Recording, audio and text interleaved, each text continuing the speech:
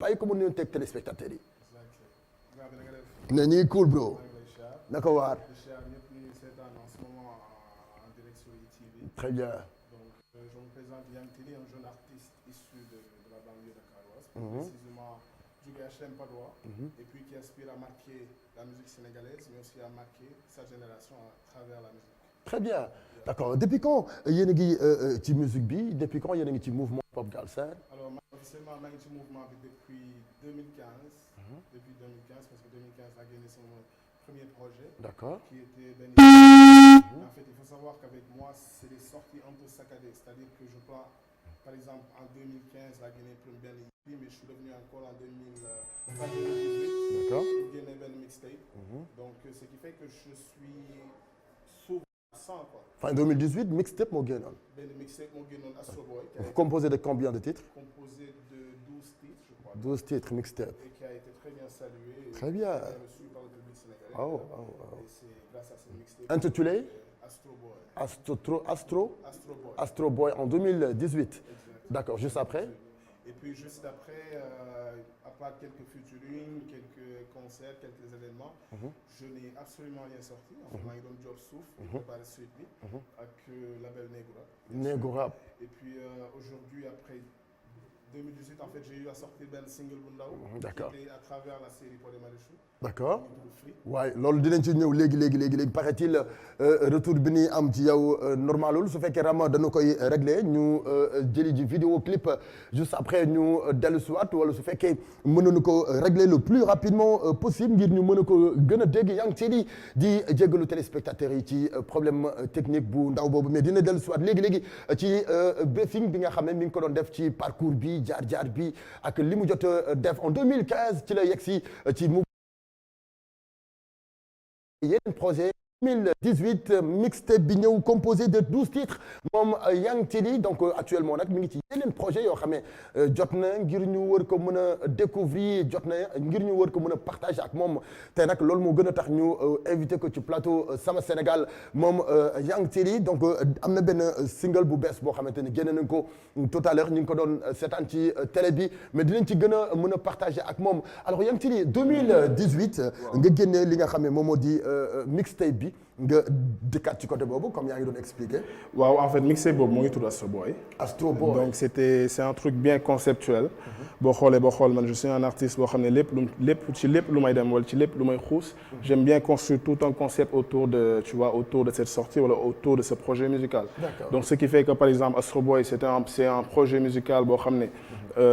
c'est comme sous benn forme film la nekk parce que boo ko dégluwee tu verras que ça raconte une histoire du début à la fin et puis c'est l'histoire d'un disons jeune astronaute boo xam ne dafa en fait day voyager disons dans l'espace et tout donc et surtout loolu en fait lu ñu jéem a def c'est surtout d'essayer de maanaam linker loolu ak réalité bi mais à travers des métaphores et tout quoi.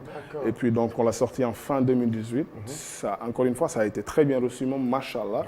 Et ça m'a en fait ça m'a surtout permis de bénéficier de beaucoup de visibilité auprès du public sénégalais. D'accord. L'album Astro Boys lan la représente sur le plan international comme sur le plan national nga ko génne woon. C'est vrai que léegi international c'est facile pour ñu promouvoir lu bari. Exactement bi mu génnee lan la représenter sur le plan international. Alors il faut savoir déjà qu'Astro Boy c'était une mixtape. En fait lu tax ñu def ko mixtape c'est parce qu'on pouvait pas le vendre. Donc ce qui fait que pour exporter ko sur le plan international day xaw a metti. Tu vois. Donc sur le plan international on mënuñu woon xuusee noonu parce que malheureusement on n'a pas pu mettre ces sons-là sur les plateformes de téléchargement légal. Donc ce qui fait qu'après doo ko mën a exporter. Mais c'est d'ailleurs en fait ce qui nous amène aujourd'hui à notre sama single bu mujjee bi. En fait la moo tax ma génne ko ak ban perspective lañ ci am. C'est surtout d'essayer d'exporter la musique sénégalaise à l'international en fait. D'accord. Je pense que ci jamono yi la gën a yombee et puis ça avance lentement mais sûrement comme ni ko gars yi di waxee. D'accord, très bien. Alors actuellement nga nekk ci yeneen projet yoo xamante ne actuellement bëgg nga ko gën a promouvoir promouvoir aussi sa image. ba tax nga dem def ji benn collaboration.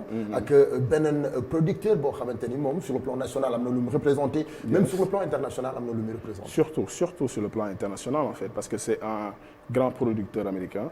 moo ngi tudd Majestic Drama.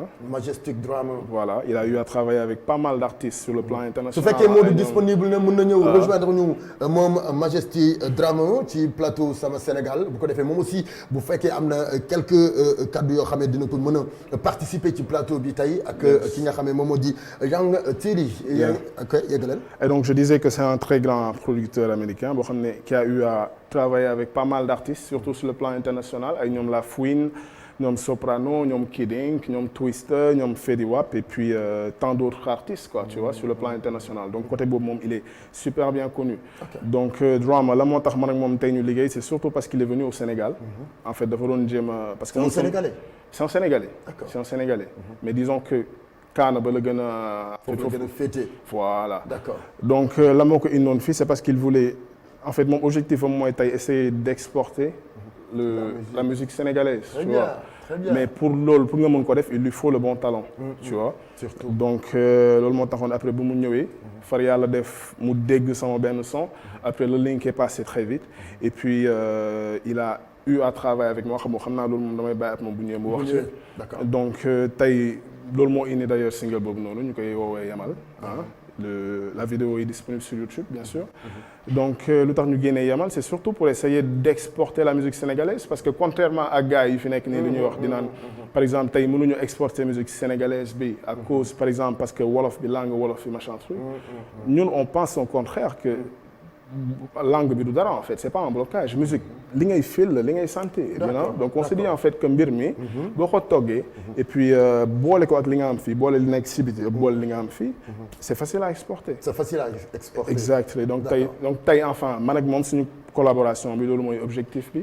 Et puis ça ne fait que commencer mais sur le long terme c'est quelque chose qui va faire. Mais à la base c'est pour exporter la langue wala exporter la musique exactement. Exporter la musique sénégalaise comme par exemple tey looy déggee Naija yi. You know tey par exemple Naija yi tu comprends pas facilement ce qu'ils disent. Mais terewul yaa ngi déglu seen musique. Mais loolu lu ko waral. C'est parce que c'est bien fait. C'est-à-dire que c'est consommable en fait. Tu vois donc ñun instant yii nii lu ñu jéem a def mooy faire en sorte que cela puisse être consommable sur le plan international et puis donner plus de visibilité à la musique sénégalaise en fait. D'accord. Donc, d'accord très bien alors actuellement seen projet bi naka la nar a demee yow ak ki nga xam ne moom moo di Majesty. Ok bon pour l'instant disons que on est surtout focus sur les produits singles. Donc ce sera une collaboration à l'image de enfin ma jox kenn au pif nii. 21 Savage ak nu mu tudd avec son producteur là j'ai oublié le nom. Donc ce sera une collaboration à cette image. Et pour l'instant on est en train de tester avec les singles et puis voilà quoi. D'accord. Comme moom c'est un producteur c'est-à-dire producteur international je veux dire. Exactement lan la projet yi ngi di fas yéene liggéey nar a représenté sur le plan international parce que puisque génne woon nga benn mixtape boo xamante ni sur le plan international représenté wu fa dara. mais nii sa collaboration ak moom am na loo xam ne intérêt la pour à l'extérieur. Of course. Mais qu'est-ce que tu veux dire par là exactement lan la. Par exemple lan la ngeen nar a def sur le plan international ay spectacle ay projets yoo xamante ni da ngeen di dem représenter Sénégal dignement. Bien sûr en fait loolu yëpp en fait li ngay wax ni yëpp c'est des perspectives c'est-à-dire que loolu avant muy am dafa am leen lu ko jiitu. Déjà instant yii l'objectif premier c'est de toucher la cible. te instant yii boo bëggee toucher la cible dafa am ay plateformes fooy jaar. N'est-ce pas donc instant yii le premier objectif est surtout d'essayer de conquérir ces plateformes là. pour jéem a toucher cible yooyu noonu. et puis après comme ça boo bëggee tëgg spectacle foofu day gën a yomb pour. c'est très important c'est très important voilà. D'accord alors projet yi dafay am ay featuring yoo xam ne que moom da koy link ou pas. waaw dina am mais pour l'instant disons qu'on essaie surtout de se focus. sur sa image. sur sama image instant yii nii et puis après bu ñu demee bu ñu xuusee ba ci biir. on aura en fait loolu c'est des perspectives yoo xam ne dañ ko exploiter et tout. D'accord dañu koy bàyyi mu ñëw rejoindre ñu léegi c'est possible si c'est possible mën na ñëw le plus rapidement ñëw rejoindre ñu ci plateau bi moom Majesté dañu koy nuyu bu baax a baax mais Majesté ñu ngi lay nuyu. D'accord waaw enchanté bro. Enchanté, merci pour l'invitation. Tu sais parler wolof. Je sais parler wolof mais bien sûr que da ngay wax wolof ah. mais bien sûr. merci pour l'invitation. ñoom Fatou c'est normal alors tey sa collaboration ak Yang Thierry c'est pas facile yow nga nekk benn producteur boo xam ne da nga nekk à l'extérieur. di collaborer ak les artistes yoo xamante ni macha allah représenté nañu seen carrière partout dignement nga jot a liggéey ak ñoom mu jaral la nga nekk sénégalais nga ñëw tey Sénégal xool sa doomi réew xool doomi sénégalais nga partage ak ñoom pour gën a mën a promouvoir seen carrière pourquoi collaboration bi exactement waaye aussi tamit la moo la jox idée boobu.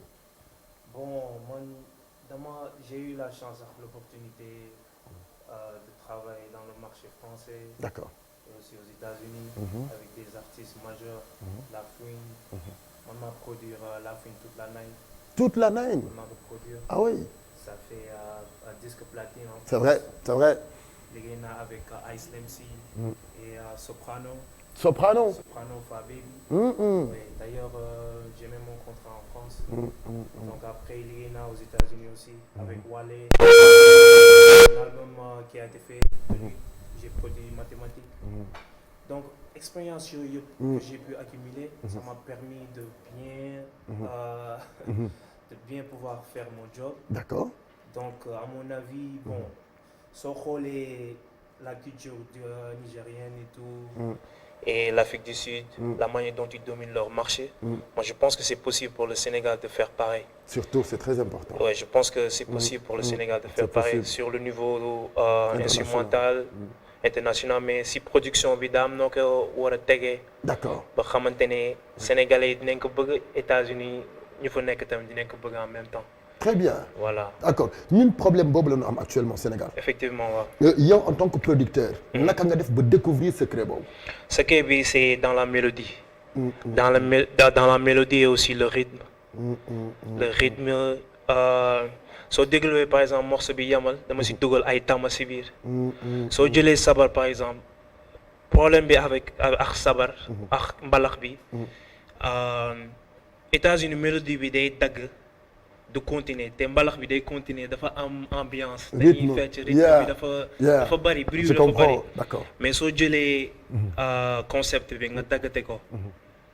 ay petit day mel ni da ngay togg quoi xam nga sooy togg da ngay ñëw sànni xorom. Je comprends. doo si def lu bari. C'est vrai. tuuti kaani. waaw.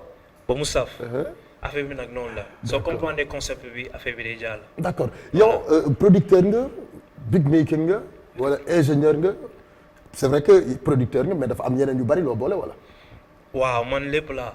au fait man si niveau production beatmaker producer ingénieur. tout je mixe man maay def mastering bi et tout. Même clip bi j'ai eu plein d'idées sur le clip. Très bien. Ma envoyé ko sama daam kenn kuy éditer vidéo yi au Maroc. xam nga équipe bi yëpp xam nga. Très bien. Ouais, j'organise tout quoi. D'accord très bien alors actuellement da nga ñëw Sénégal pour liggéey seulement ak ki nga xam ne moom moo di Yang Tilly wala am na yeneen artistes. non mais bi ma ñëwoon Sénégal dama ñëw étudier marché bi. ma xool ku nekk ak seen style. avec leur manière de rapper. ak ñoom seen niveau de production fu mu toll mentalement. mais bi ma gisee Yang Tilly. ak single yu mu génnee. après si laa wax ak kii François bu Négo Rap. D'accord. ma ne ko lui il est talentueux. Macha Allah. dama bëgg liggéey ak kii. et tout. donc ko découvrir musicalement. musicalement dama ko découvrir musicalement effectivement. ndax dama doon wax ak François ma koy laaj moom ban genre artiste la tey nii. yu ma mën a liggéeyal. après mu woon ma Yang Tilly. Après vraiment j'étais intéressé quoi ma ne Yang Tilly le gars là il est vraiment talentueux. Il faut man ak moom ñu toog waxtaan. xool énergie bi parce que énergie dafa am importance. C'est très important loolu. waaw artistes yu bari sénégalais xam naa leen. Nix Canabasse. man ak Canabasse job nañ. ak Viviane et tout. ñun ñëpp job nañ quoi. léegi bon bi ma gisee Yang Tilly. après ma ne xaaral ma essayer dara ak moom quoi. D'accord. Très bien ku bees quoi. ku bees quoi voilà. Alors exactement lan nga fas yéene liggéey ak moom sur le plan international. waaw instant bi on est focalisé sur les singles et parce que ce qui est dangereux de faire mooy c'est nga gaawantu liggéey bi. nga wàccee album. après une semaine plus tard gars yi fàtte ko. surtout. voilà donc affaire bi nank la on se précipite pas. D'accord. génne nañ benn single après inchallah dinañ génneewaat beneen single. maa ngi ko doon laaj léegi est-ce que single yi ñuy génnee dina am ay featuring yoo xam ne des artistes internationaux yoo xam ne dinañ ci participer. inchallah mu ngi si yoon bi. ah oui. waaw ku mel ni La Fouine ku mel ni keneen ak keneen whatever. am naa yu bari États-Unis et tout. D'accord. waaw maa ngi te gis naa Wally Seck mu ngi liggéey si loolu tamit. sur le même secteur surtout mu ngi ciy liggéey dinañ jaar yoon boobu tamit. incha allah loolu moom du si dara. bëggoon naa ñox ba ñoom na ngeen def bàyyi ni si jàmm. si jàmm bëggoon naa kii mooy Jack Barada mooy zero time bi quoi interimu time bi. mais waaw nice cool mais bëggoon naa xam yéen maanaam yéen da ngeen ñëw pour maanaam pour toog pour musique Sénégal wala da ngeen bëgg focaliser côté international kese parce que ñii seen comportement ni ngeen waxee ni ngeen ko ñi da ngeen li habitude la mais nag Sénégal lañ nekk nag na Sénégalais waay Sénégalais waay Sénégalais man Sénégalais la Abdoulaye Diop laa tudd. Abdoulaye yow nga wutul nag ñànk ni waaw yaa ngi tëli ah. waa léegi loo bëggoon mu tudd léegi. Sénégalais waaw maanaam tontu ci question bi ngeen bëgg maanaam da ngeen bëgg toog fii pour dawal promotion bi fii ci Sénégal wala da ngeen bëgg toog foofu international jàpp seen jàmm. non mais suñu nee international territoire yëpp la kon pour commencer Sénégal la soo ko déggee muy rap en wolof. xam nga wolof c'est territoire sénégalais. waaw kon vraiment ça se focalise sur le Sénégal c'est pour wane ni Sénégal dëkk boo xamante ne nous on est avancé aussi. ça c'est vrai. ñun li ñu bëgg territoire bi ñu bëgg conquérir on peut le conquérir. partout dans le monde. bien sûr. loolu moo tax bi ma ñëwee fii. au début comprendre moon la culture sénégalaise parce que dama màggee États-Unis et tout. mais léegi bi ma ñëwee Sénégal capturer ambiance fii tout. ma ne xoolal anglais bi na ngay teg fële. voilà dañuy rap wolof. rap wolof loolu moo tax man ak moom dégg nga yamal. waaw léegi la wax si yamal la mooy sa opinion si yamal bi beneen niveau la ñëpp yem nañ moom. ñëpp yem nañ moom mais maanaam bu ngeen nekk ci plateau sénégalais maanaam bu ngeen di wax sénégalais bu ñu dégg leen. maanaam daa war a sénégalais daal. mais ni ñu sénégalais yi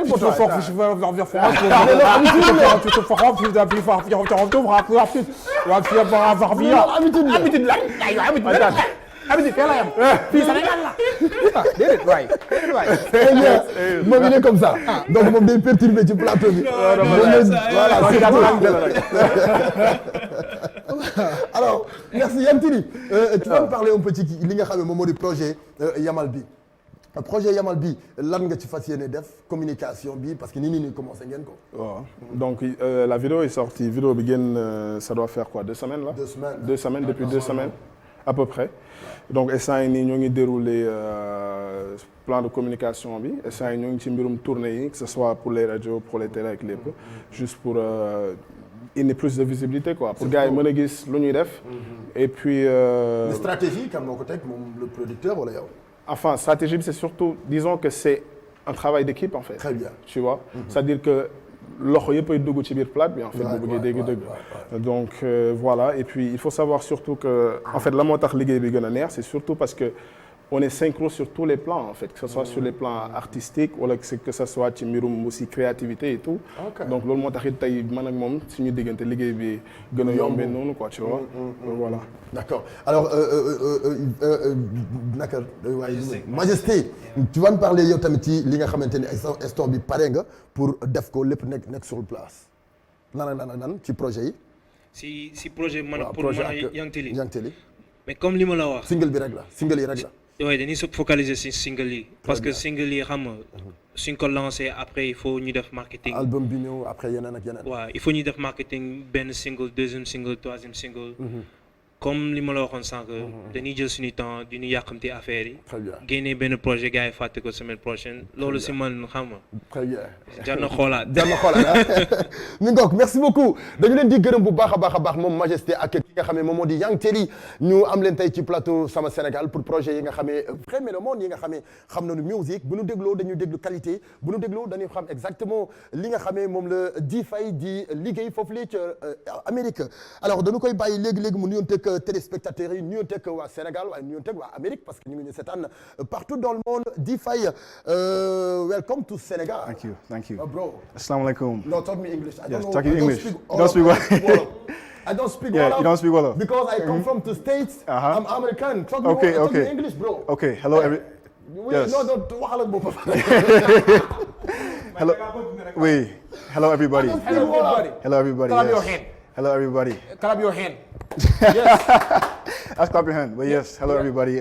Maa ngi nuyu ñëpp. waaw kay. Maa ngi nuyu ñëpp. moom mooy la. Yeah. mooy tàccu leen. Tàccu leen, oui.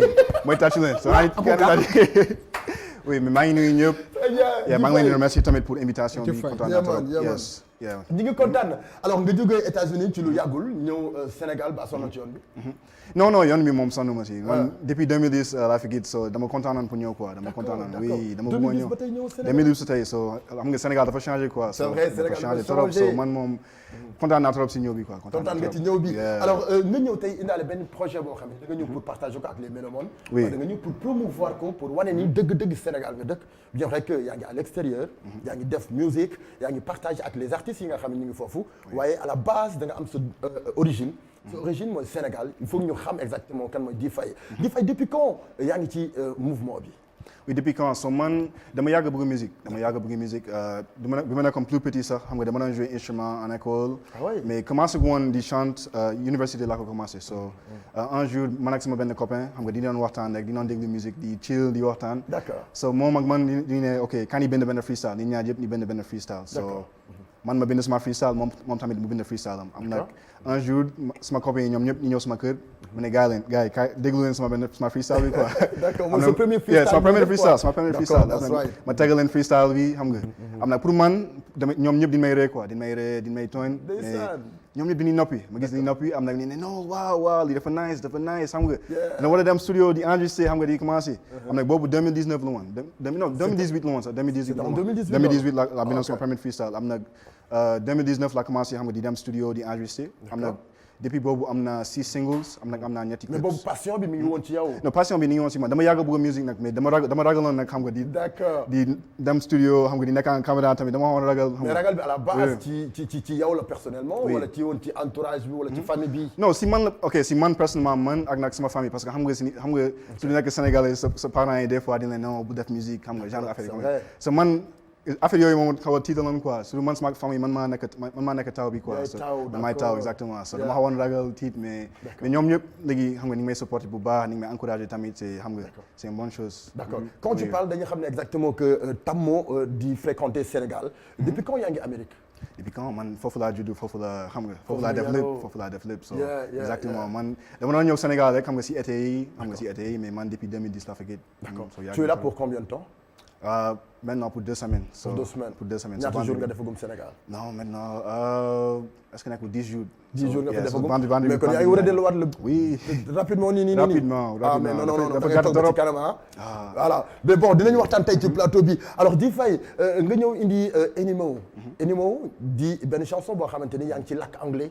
exactement qu'est-ce que ça signifie Enimo dama ko créé benn genre message la pour man ak am na. benn genre message la quoi so anymore si son bi damay wax dama bëgg changer sama vie bëggatuma def lu may def léegi dama bëgg changer sama vie dama tax damay wax si son bi I don't want that anymore mooy bëggatuma lii I don't want that anymore I don't want that anymore. Yes, I don't want that anymore. So boobu en anglais c'est dama bëgg changer sama vie bëggatuma lii quoi so dama si son bi yaa ngi si clip bi xam nga maa ngi wane xaalis et oto yu nice xam nga lifestyle artiste xam nga genre affaire comme yooyu mais pas juste pour loolu xam nga pour lépp quoi lépp lu ma bëgg xam nga pretty much si son bi loolu lay wax. d'accord dama bëgg changer ma vie. ñu gis qualité image bi dafa rafet. réalisation bi dafa nice musicalement dafa c'est-à-dire dafa nice. merci bu ñu koy déglu ñun en tant que mélomane instrumental bi fan la ñu ko arrangé fan la ñu defee réalisation clip bi ak naka la demee. ok so man am naa benn beatmaker moom Many Beats la tudd so moom moo créé instrumental bi. moom moo créé moom pratiquement sama instrumental yi yëpp moom moo koy créé. d'accord so moom moo def instrumental bi am na clip bi di ko def Dallas Texas. Dallas Texas oui. so clip bi foofu lañ ko def te am naa benn directeur tamit foofu moom Roy la tudd Films by Roy. mooy ce directeur technique. oui moom il est très fort. artistique. oui. ok lépp so moom moo def clip bi moo def montage bi et tout so. lépp moom la. d'accord alors avant Enimo joxoon nga nu benn rama dinañ ci ñëwaat ci kanam Enimo bu ko defee ñu mën ko seetaan mu gën ñu ko décortiquer ñu gën a comprendre ñu gis ko en image avant Enimo est-ce que jot nga génne ay œuvres. lu mel ni single wala album. oui avant Enimo am naa 5 singles. 5 singles oui. de 2018. à 2020. oui am naa 5 singles. on n'a pas de 2018 la commencé di bind mais 2019 la génne sama première single. so am naa 5 singles avant Enimo ak. kon intervalle 1 an def nga 5 morceaux. oui. d'accord 6 morceaux Enimo bi mooy 6e bi. Enimo mooy 6e Enimo bi mooy 6e bi oui. d'accord léegi mën nga ñu wax ci projet yi nga defal ñu ci benn bilan rapidement ñu comprendre. bi njëkk a génn naka la demee. ak beneen ak beneen ak beneen. ok so man bu njëkkoon génn mooy son bi dafa tudd Mine oui. so temps boobu sax dama bëggoon découvrir sama style xam nga. xam nga si début bi pour un artiste c'est pas très facile xam nga il faut que xam nga dem studio di enregistrer di xam nga di gën a entraîner si stage boobu dama doon xam nga jàng lu bëri quoi loolu moo tax dama bëggoon xam nga jël sama temps xam nga ok dinaa def lii dinaa def loolu mais man laa jëkkoon génn après nag am naa beneen son bu tudd Closure. Mine c'était pour découvrir exactement talent bi nekk. oui exactement Mine mooy boobu am naa beneen son Closure. Closure am naa benn clip pour boobu sax boobu mooy sama premier clip. Closure am na sama troisième son dafa tudd Baye. oui son boobu maa ngi lakk un peu wolof sax. d'accord Baye mooy papa.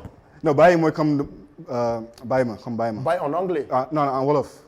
comme Bayil wala Baye Bayil quoi waaw Bayil comme Bayil exactement son bi dafa tudd Baye rek moo ko tudd Baye noonu son boobu mooy sama troisième son am naa benn son bu tudd Sikaw waaw Sikaw mooy sama quatrième son am naa benn clip tamit pour boobu sama cinquième son dafa tudd Foreign oui mooy comme étranger mooy Foreign am na sama sixième son mooy Anymore oui exactement Di Faye lan la fas yéene représenté ci musique bi foofu la ci Amérique oui parce que bu ñu xoolee Amérique c'est pas facile. nga nekk fa artiste. non c'est pas. ñu xam la ñu dégg la parce que ñëpp ay artistes lañu. tey boo nekkee xale nekk jeune nekk foofu la ca extérieur lan nga fas yéene représenter dignement pour la musique sénégalaise wala la musique internationale. oui te man vraiment international laay xalaat like suma musique sax su ma koy créé ma ko juste pour États-Unis wala juste pour Sénégal. man international laay xalaat so. man wave boobu laa nekk so man am naa benn projet sax xam nga D-Vibes la tudd so projet boobu xam naa ne D-Vibes oui inchallah février bii lay génn so maintenant si loolu laa nekk xam nga so bi ma koy créé maa ngi xalaat quoi dara loo xam ne ñëpp dinañ mën a gis seen bopp xam ne mun ko déglu tamit so pretty much loolu la quoi so man su may créé son dama koy créé pour ñëpp quoi pas pour juste États-Unis wala juste pour Sénégal. D'accord kan moo la inspiré pour nga nekk chanteur. Qui t'a inspiré exactement. oui mun naa ne Akon oui mun naa ne Akon parce que surtout moom damay déglu son daf may remind bu mu nekkoon plus jeune quoi. bu mu nekkoon plus jeune. nga nekk little boy xam nga mais surtout temps yooyu dama na ñëw Sénégal pratiquement chaque année wala chaque 2 ans damay ñëw Sénégal so daf may remind damay déglu son rek daf may remind bu mu nekkoon plus jeune so mun naa ne Akon mooy sama inspiration. d'accord ban morceau Akon moo la gën a marqué. selon en tant qu'artiste. tey nga di ko fàttaliku. bi nga nekkee xale. ba tey ni nga nekkee artiste. mun naa ne son bi Lonely Mama Africa boobu ak waneti sax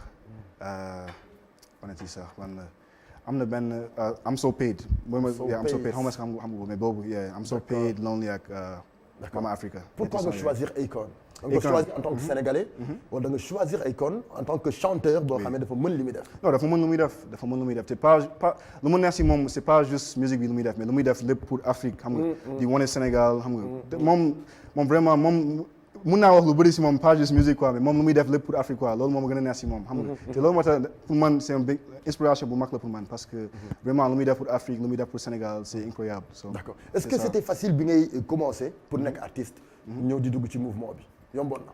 pour mouvement au Sénégal wala. non musique bi. yëpp world musique bi. non mun naa ne c'est facile xam nga. parce que jeune artiste yombul. non yombul. oui. il faut nga am ñu da ngeen naan ataaya. oui naan Sénégal ñu leen koy defee de takkusaan gi rek ñu teg suñu caayin. kay voilà bismillah.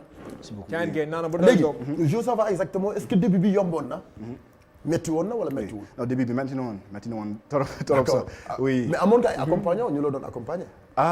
boobu non c'est man kese la woon boobu c'est juste moi te avant ça dama nekkoon étudiant soo xam nga pour dem studio il faut nga fay loolu yëpp soo dafa métti woon des fois dama doon génne classe rek dem directement si studio bi man ak sama benn xarit yi di doon partager moom muy fay moom dina def benn 1 heure man tamit ma def 1 heure xam nga dañu ko doon partager quoi so si début bi dafa métti woon trop mais léegi sa famille ñu ngi la doon jàppale wala amoon nga ay maison de production yu la doon jàppale. non sama famille bi sax avant boobu xamuñu woon sax ñoom dama ko nëbboon ñoom kenn xamu woon avant kenn xamu woon oui te avant c'est pratiquement c'est juste moi xam nga c'est juste moi amu woon ay beatmakers amu woon dara lépp lu ma doon def man maa ko doon di jënd si sama bopp. D'accord mais léegi moom affaire bi nii gën a avancé xam nga. D'accord balaa ñuy wax ci tey ban bilan ngay def de 2009 à 2020 2018 bon à 2020 ci sa carrière.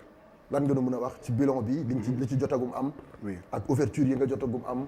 ak opportunité yi feeñ actuellement. par rapport ak début bi. mun naa ne dama jàng lu bëri côté musical côté business. ok côté tamit xam nga di di xam nooy waxee ak nit yi xam nga connexion parce que loolu c'est très important. Communication. Communication exactement.